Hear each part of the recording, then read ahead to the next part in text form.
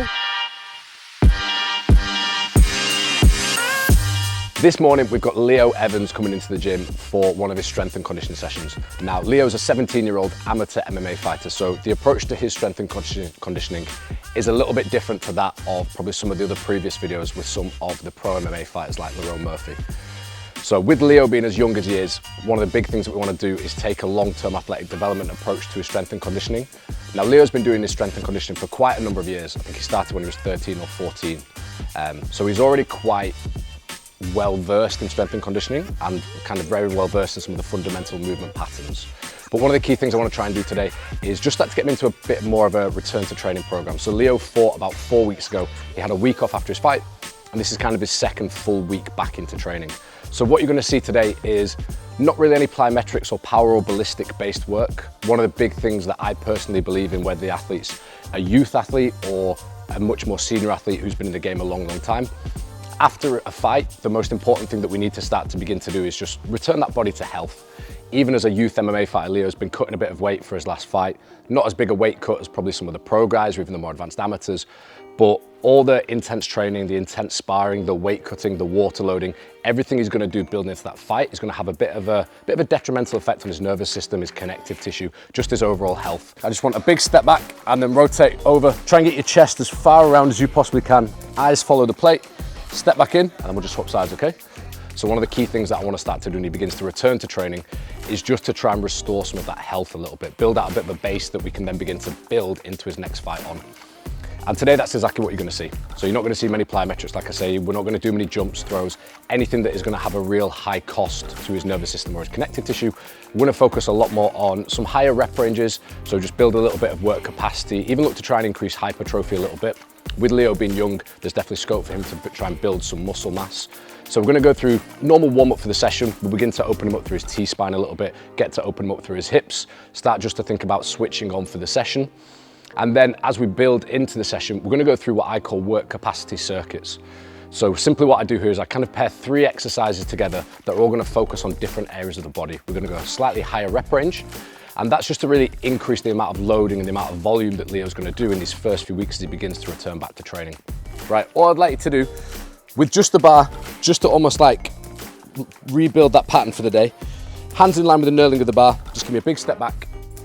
Feet underneath your hips, so relatively narrow stance. Tuck your knees, tuck your chin. I just want you to start to sit your hips back.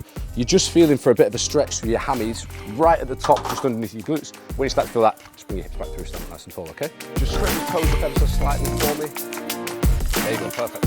Cool, soften your knees, hips go back. Good, beautiful, mate, give me 4 more. Let's stick a 20 on each side. Good, just soften your knees a little bit, and then I don't want you to bend them anymore, just slide that bar down your thighs. Heart, let's go. Arms stay nice and relaxed. Good. Soften knees, and then remember, don't bend them anymore. I want your hips to do all the work. That's it. Go one more after me, please, though. Just thinking hips back, hips, hips, hips, hips. Good. Walk it in. Bring those other 3 exercises in, okay? And nice and tall for me. Good. Toes facing forward. Tuck your chin. Good. Again, nice and controlled like that. So I'm going to keep trying to squeeze my fingers and shoulders. Good. 3. So the first 3 exercises that we're going to pair together and kick off with are a Romanian deadlift, a dumbbell bench press, and a double leg dead bug. So all these exercises targeting slightly different areas of the body.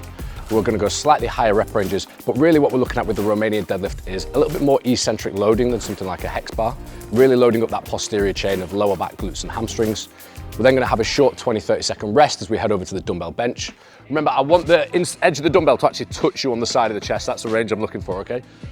So press them up, rotate your palms forward. I want this to touch you on the inside of the pec, basically. Good, forearms stay vertical. So keep your knuckles pointing up to the ceiling. Good, Leo. Cool, bin them.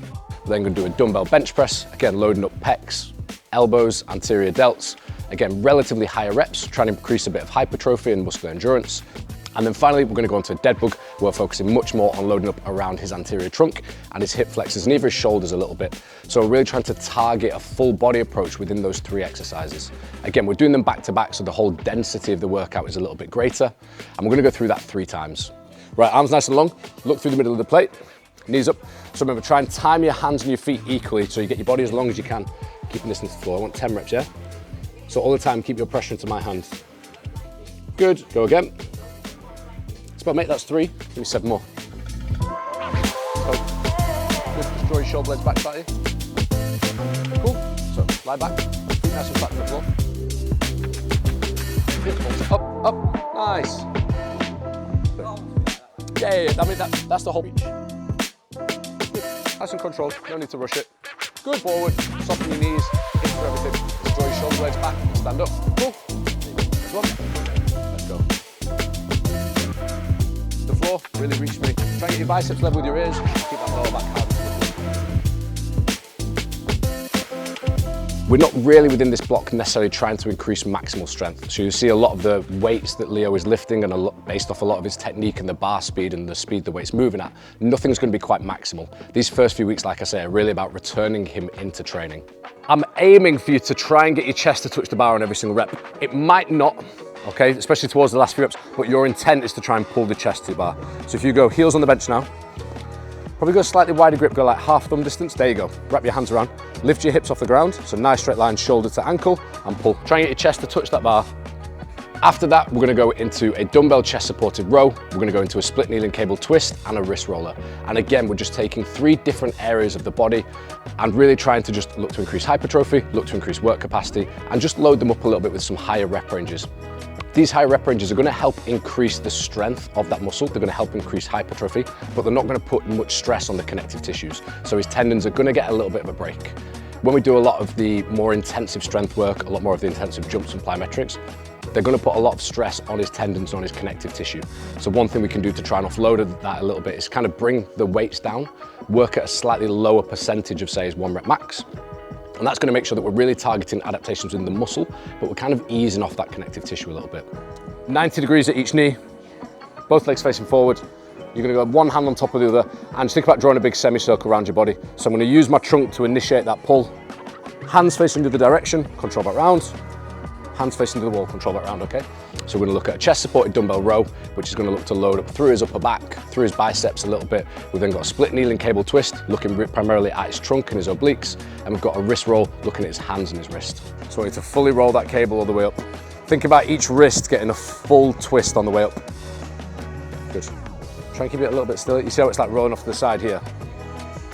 One other thing that I like to do within these work capacity circuits is really start to focus on some of the more prone areas to injury within MMA. So again, within quite a bit of session, you'll see a bit of net work that I'll come on to in a minute. We've got some wrist work, we've got some trunk work, we've got some loading around the hips and the knee. These are all areas that tend to be either injured through contact, which we can't really do a lot about, but also through overload related injuries, just from doing too much loading through these areas. So if we can take these times where we're off camp and not doing quite as much training to strengthen these areas up, hopefully when Leo goes into camp, these areas are a little bit more robust and his kind of threshold before he starts to break down and suffer with these overload injuries is increased slightly.